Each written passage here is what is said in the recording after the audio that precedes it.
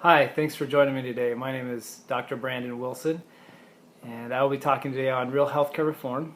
First, I'd like to introduce myself. My name, again, is Dr. Brandon Wilson, and I'm a licensed chiropractor in the state of Utah, and also certified in something called professional applied kinesiology. I got my chiropractic training from Palmer Chiropractic College in Davenport, Iowa, which is the first chiropractic school. I also, while I was a student, got my training in a professional applied kinesiology. So a lot of what I'll be talking about today comes from that, and the philosophy of both of those groups of chiropractic and applied kinesiology. I'm a father of 3 kids, married to my beautiful wife Sherry, and I have 3 boys that are a lot of fun, all under age of 5. I'll be 5 soon, 2 and 3 months. Yeah, so keeps me busy. I'm grateful for my wife that allows me to live the way that I teach. So she's a big support to me and really helped me get where I am today with with my professional what I do professionally. Anyway, okay, so why did I choose this topic? Real healthcare reform is really not about what people talk about, in my opinion. To really reform our healthcare, we need to get at the cause of the problems in health, and much of healthcare reform is actually just talking about coverage or insurance, and that's not going to fix healthcare. It just won't, and there's a lot of problems with healthcare that aren't being addressed, aren't being looked at least in the broader sense that our government and healthcare mainstream healthcare providers, the medical professionals, for the most part, are pushing for. So some of the problems that we see really come from the fact that the philosophy of the system is the real problem. And so rather than waiting for the whole system to change, you can change your health care. And so that's where the real health care reform is going to come from, is from you changing your health care, because each of us have our own health to consider and the care that helps us keep our health. So I want to talk about philosophy first. Philosophy is, by definition, I'm going to be looking down at notes here. Philosophy is a theory or attitude held by a person or organization that acts as a guiding principle for behavior. So everybody has a healthcare philosophy. Our system has a philosophy. The mainstream system and the alternative system, everybody's system has a philosophy. It's just a matter of, are you conscious of it? And for the most part here in America, I don't think that people are conscious of their healthcare philosophy. They don't ever talk about it.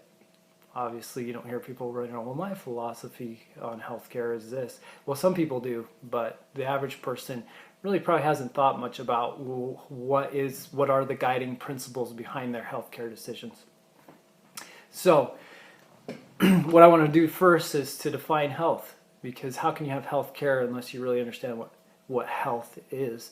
And I use the World Health Organization definition of health to really encompass that. So I really like this. When I first heard it, I really liked it and use it as a great definition.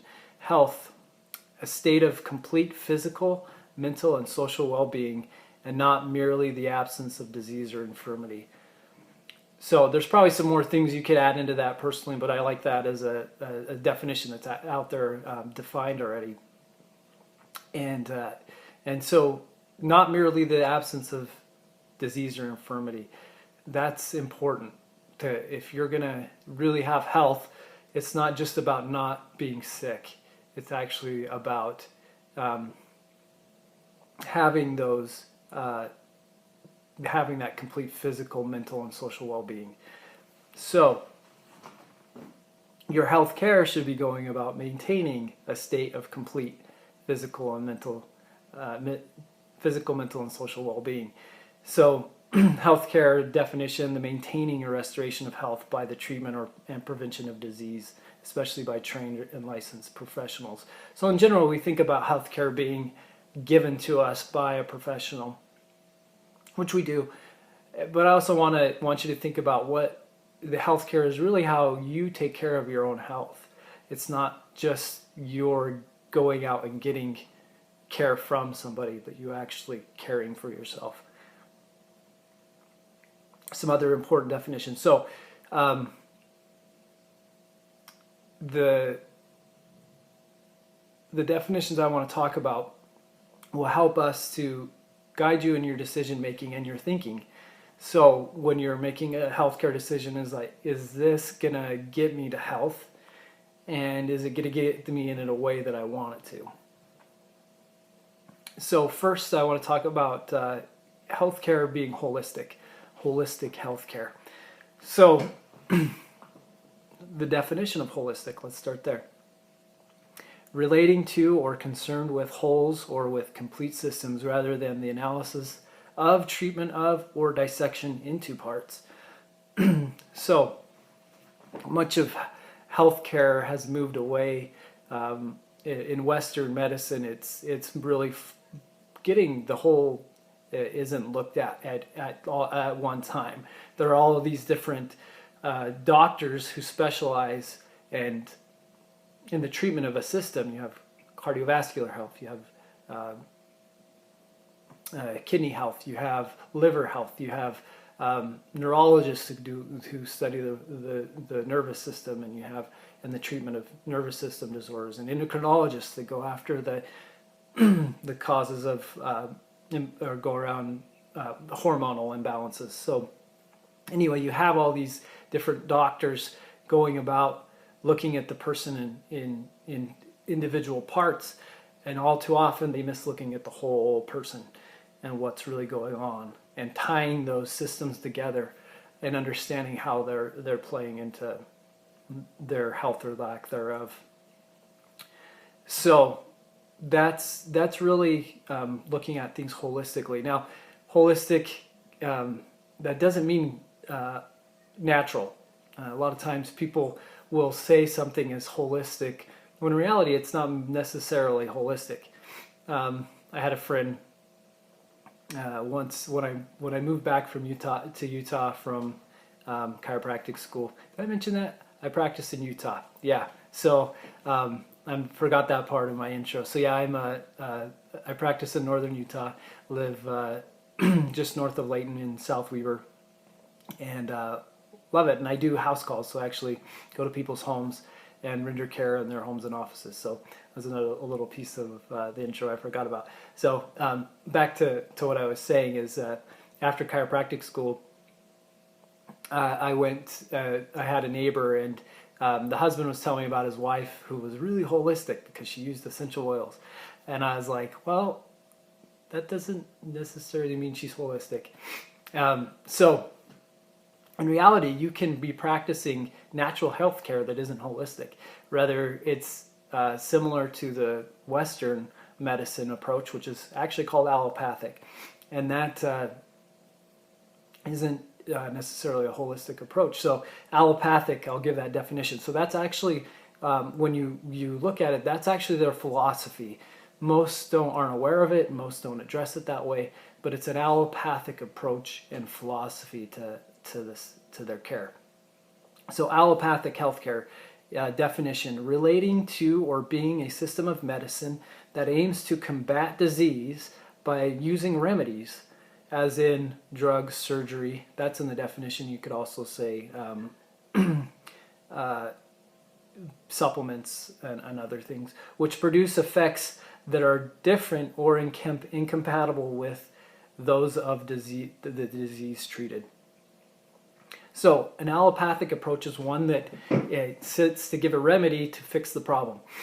And so allopathic isn't necessarily a negative thing by itself, but if you take it and that's your only way of approaching health problems is by giving something to try and fix it, especially if it's a drug or that has a very narrow effect on the body and creates side effects.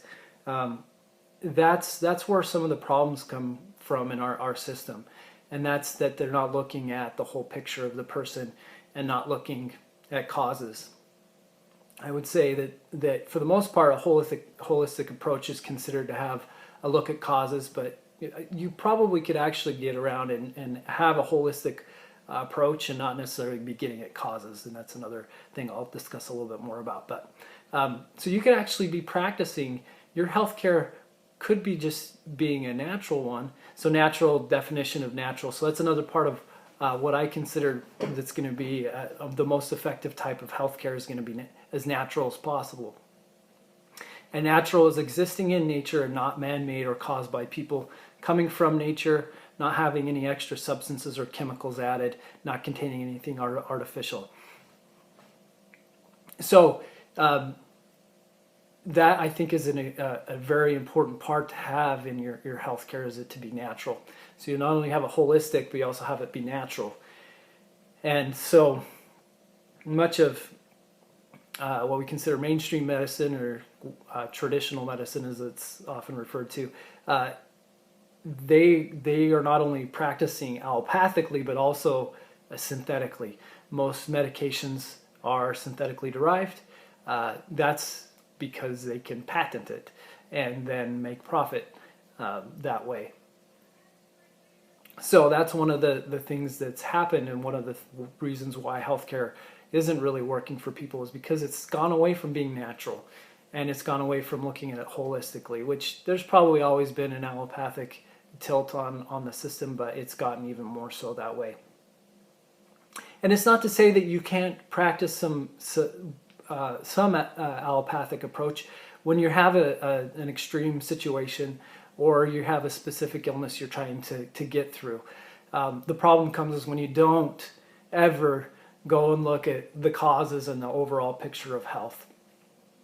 That's where people run into problems of really getting that ultimate health that they're looking for. So having it be natural is important. Having it being holistic is important.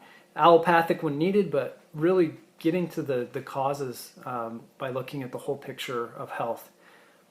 I'm going to go get a little more in depth into holistic and causes in a little bit, but I want to address a few other things. Another part of healthcare that I think most people don't talk about, and that's included in chiropractic, traditional chiropractic philosophy and applied kinesiology and other philosophies that are out there that really are more holistic, and that's also vitalistic. So in general, vitalistic, just to give you an idea of what that means, it means that it recognizes, in chiropractic we talk about innate intelligence. And that is that each person has the ability within them to a power or a force, an intelligence that organizes the body and keeps it in balance. It's not something you have to think about. It just happens. Even the beginning of life, when an egg and a sperm get together, and then there's no thought that happens. It happens because there is an innate power within those cells to then create a life. It creates a nervous system and all the cells of the body, the trillions of cells that make us up, and all done amazingly. And so if you recognize that not only does that create who you are, that innate intelligence that's within us, but it also manages us day to day without us thinking. There's trillions of things that happen in our body every day, and it does so beautifully without even us thinking about it. The problem comes when there are interferences with the function of the body and that innate system.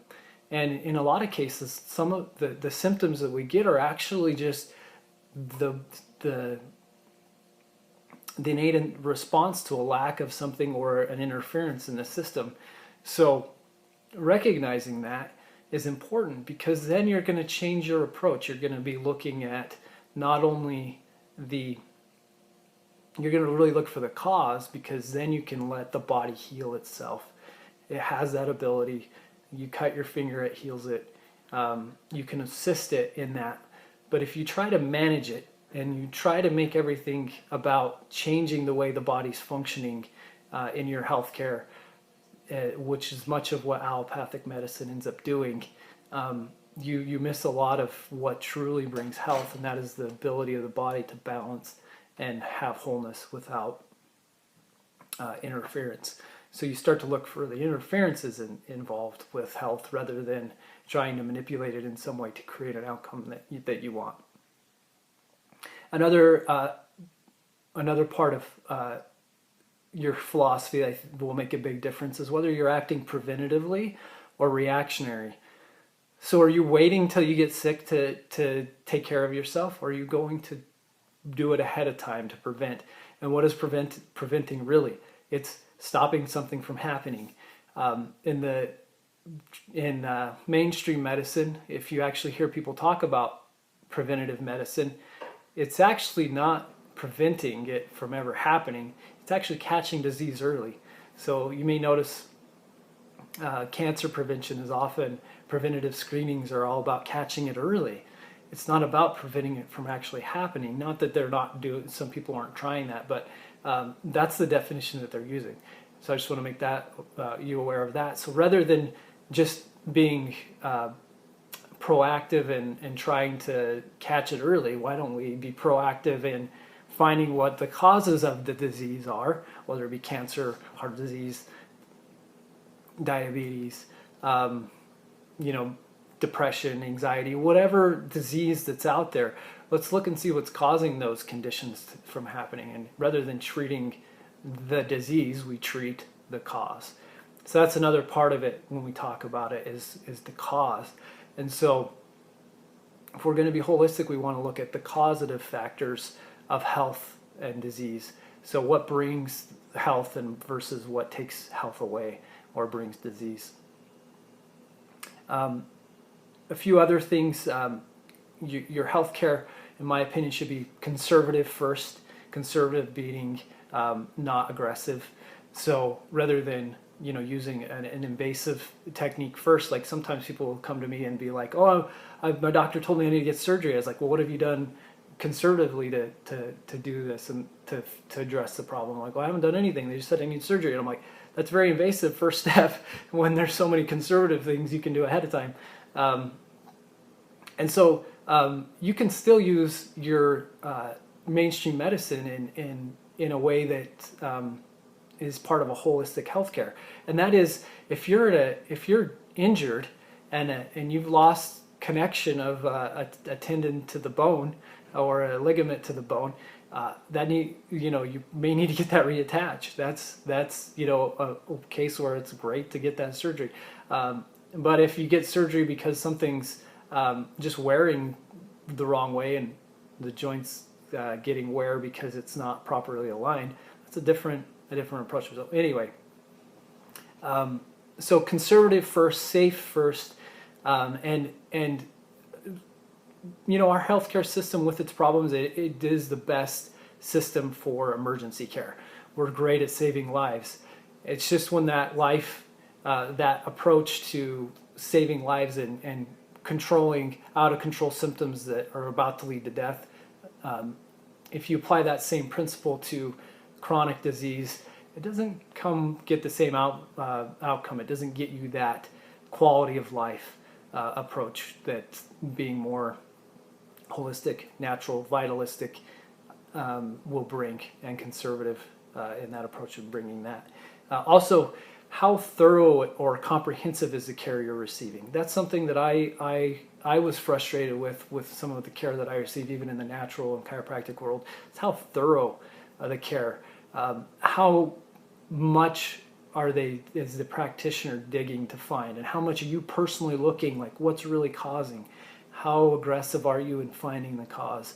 And not just stopping at what you think the cause might be, but there may be a deeper cause. Because sometimes people will say this is the cause, but in reality there's a cause, something causing that, something causing that. So being a little more thorough in that. And then there's also being more focused in your care on a problem. You really focus in and really try to find for a specific issue. So you want to be aggressive and focused in a way, and then sometimes being broad in your overall approach to balancing your life. So it's just being cognizant and aware of, where am I at in my healthcare in my life. So those are some important things that I think will make a really big difference if you're not already doing these things, is recognizing these principles and applying them in a way that can bring you better health. So what I want to talk about next is some of the causes of disease, because that's really what what people are really looking for. So you want to avoid what causes and eliminate those things that cause things, and then also do positive things that help to improve and make the body work well. So I'm going to talk about causes and also positives in health. And the way I'm going to address that is with that holistic philosophy in mind. I'm going to pull from applied kinesiology, professional applied kinesiology. And what we talk about in applied kinesiology is something called the triad of health. And so with the triad of health, you actually have a triangle. And this triangle has three parts of it that affect our health. So on the bottom is what we'd call structure, and what makes us up as a person, our structural, our bones, our tendons, ligaments, our organs. And then on another part of the triangle, you have chemical. So there's chemicals that are going on. Biochemistry is a huge topic that is very in depth, and most people when they think of their health are often thinking in the chemical realm. And solutions in the chemical realm, whether that's supplements or drugs. Anyway, so the chemicals affect our health, and that's vitamins, minerals, nutrients that help our bodies run, and then the things that cause chemicals that can be problematic in our health as well. So there's two sides of it. It's not just chemical being bad chemicals, but actually the positive chemistry that needs to happen for our bodies to run the way they need to. And then on the other side of the triangle over here would be mental emotional and the effects there. Now this is simplistic. There you can go into way more detail, and some people have broken out and come up with other parts of the triangle, but the mental emotional side over here basically being a major part of our health. So that making the triangle that makes up the triad of health. Structure on the bottom over here would be your chemical, and over here would be your mental emotional. So when we look at that, those parts make up who we are and how we operate as individuals. And so those different parts actually affect each other. So the chemical or mental emotional affects the structure, and the structure affects the chemical, and the chemical affects the mental emotional. So there's an interplay between all of these. 1 second, I'm going to get some water. I've got a dry throat.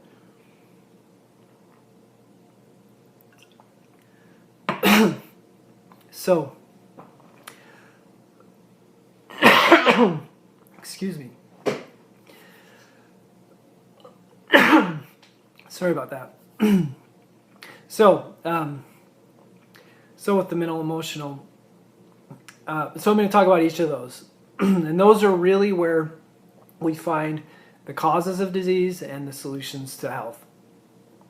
So, I'm going to start with talking a little about the structure. As a chiropractor, look at the bottom of that triangle. Structure is where we get our training as chiropractors.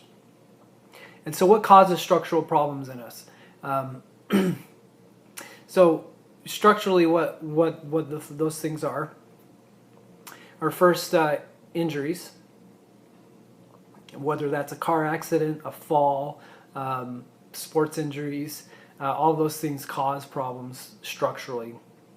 In chiropractic, we look at misaligned joints. Of course, most people think of the spine with chiropractors. That's like universal.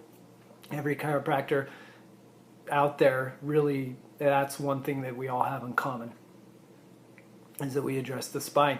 And the misalignments, which we call subluxations, of the vertebra, and each vertebra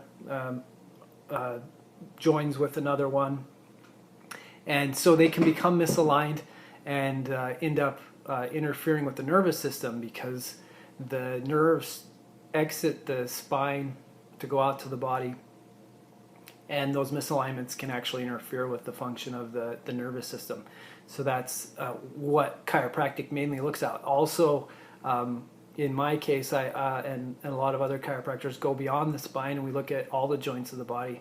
So whether it's your shoulder, other elbow, ankle, knees, hips, all of those other joints. Sorry, I'm got a little something in my throat.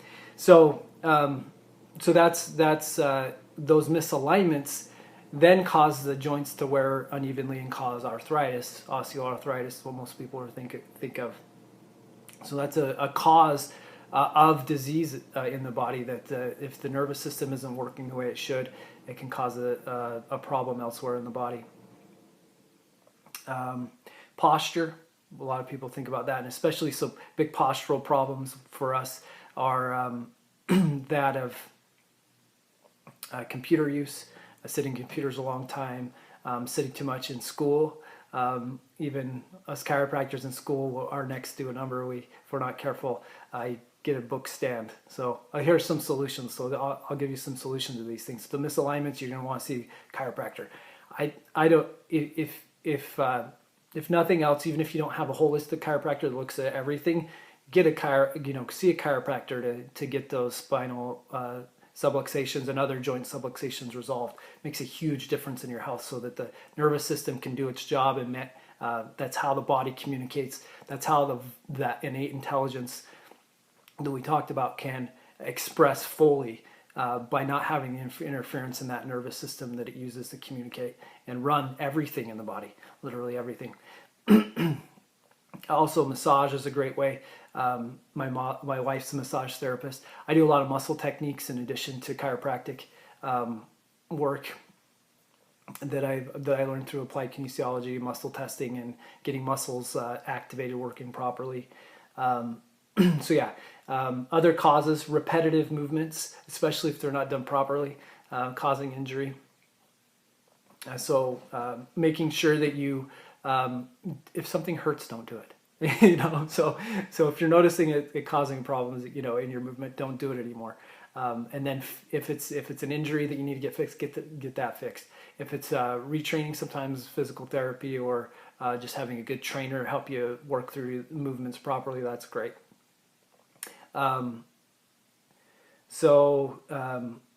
Footwear is actually a cause. So I was trying to, as a chiropractor, we think of all the things that cause and tell people. So one of the worst examples of it is high heels for women, and other heels for men. But high heels are the worst. High heels were made by a man to accentuate the rear and the front of the woman for eye appeal.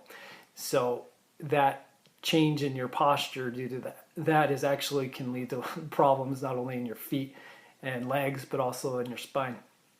So no high heels. I would say that as a general, at least not on a daily basis. If you want to wear them occasionally, okay, fine. But wearing them daily is a really bad idea. And instead, actually, there's a philosophy around going barefoot or level shoes. So that's a solution I give to people. A lot of times, if you support something in the body, it'll actually, just like if you get a cast on your arm, for those people who've ever seen one, afterward there's atrophy of the arm and hand. And so actually supporting arch supports actually can cause problems. In some cases you may need supports and stuff, but I tend to think more along the lines of getting the foot working better using a barefoot approach. You have to ease into that. That's just that's a whole nother topic that I could spend a whole bunch of time on. All these things I could talk much more about, but at least get you thinking about, okay, I need to have my body work the way that it was designed. So exercising is really great thing we need to do, right? Well, how do you do it? First off, I really like yoga. There's in its original form, it's very holistic.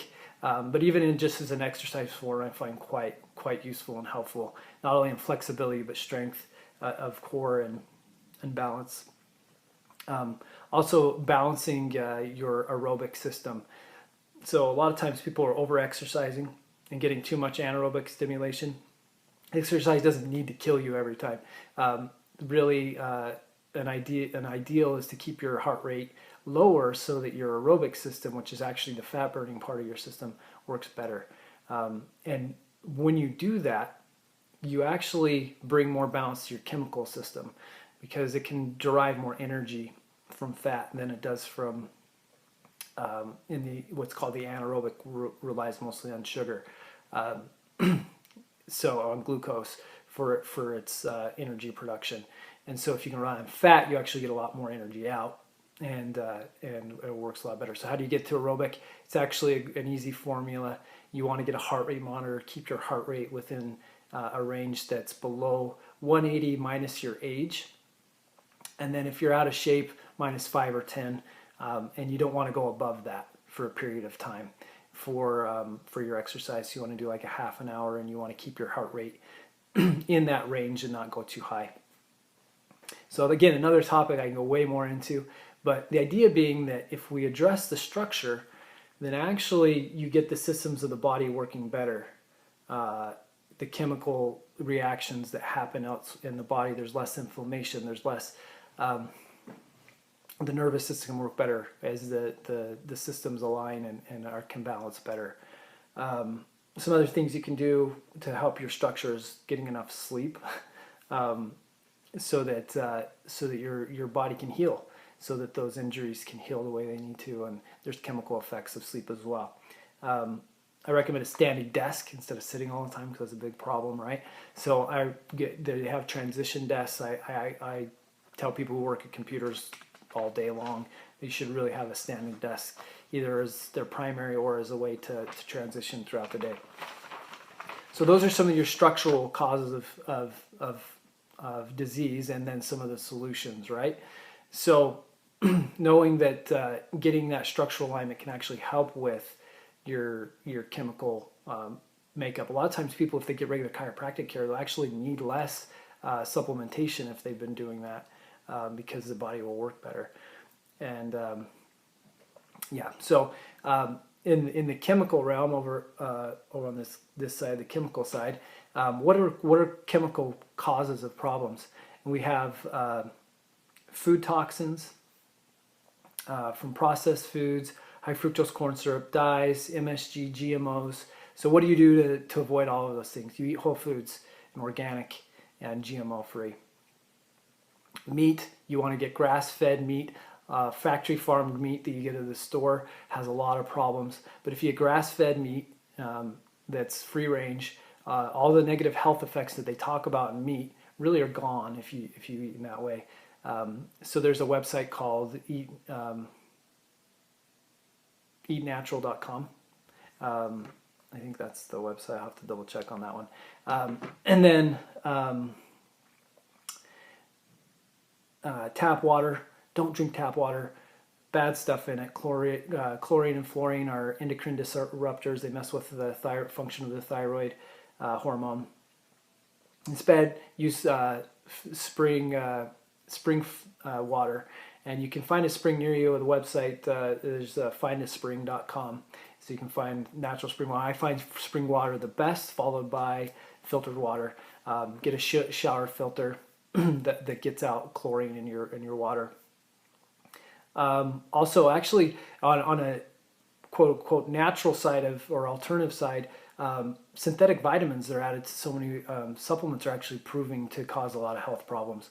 And so I recommend whole food supplementation and not including synthetic as much. So that's an issue. Another thing that causes people problems is infections, chronic infections in the body. And I treat those using herbs. So whether those are fungal, parasitic, bacterial, or viral, a lot of those, because of the way that some of us were treated as children with tons of antibiotics, our immune systems are out of whack, and so we get all these extra infections that are causing a lot of problems in our health. Another thing, toxins in our homes. That's something you can control, is those toxins. So you have cleaners, care products, air fresheners, all in your home that are actually causing you problems. Get to natural cleaners, whether you buy those or use baking soda and vinegar as a cleaner. And also essential oils are great for air freshener and cleaning purposes. Heavy metals, there's one of the biggest sources of those are dental amalgam, silver denture fillings. Do not get those ever. Don't let your kids get them. So no silver fillings. They're actually 50% mercury. If you have them, don't just go run and go get them taken out. There's a safe way to do it. So you need to research that before you make a step like that, because it actually make you more sick getting those taken out. Your electronic devices actually have a lot of heavy metals in them. So, be careful about how close your electronic devices are to you. And there's ways to clean your air filters in your home that can help with that. And really, it's about detoxifying your life by not using those products, and then also doing things like infrared saunas. Colon hydrotherapy is something that I do, and I've seen great results with my health and my patients' health. And then just living more naturally and doing these things will help you detox more. You don't necessarily have to do a cleanse all the time, but just live in a way that's positive. So in the mental emotional aspect of things, I do a lot of work in this realm. I do a technique called neuroemotional technique. So I look at the emotional causes of people's problems, especially structural. That's where I start. And if somebody's pain or dysfunction in the body, it can have an emotional start and a cause. So some of those causes of mental emotional problems are learned responses growing up in the environment you grew up with, abusive relationships from the past or currently, poor choices that you've made that have resulted in stress and trauma. Some things are inherited, which is a whole other topic that I won't really have time to get into. But finding a technique that works well, there's a lot of them out there. Like I said, I use neuroemotional technique with my patients.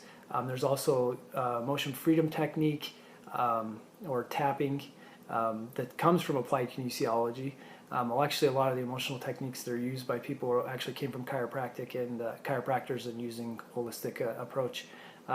So there's EFT. There's also emotion code. Also came from a chiropractor, and there's some other ones out there as well.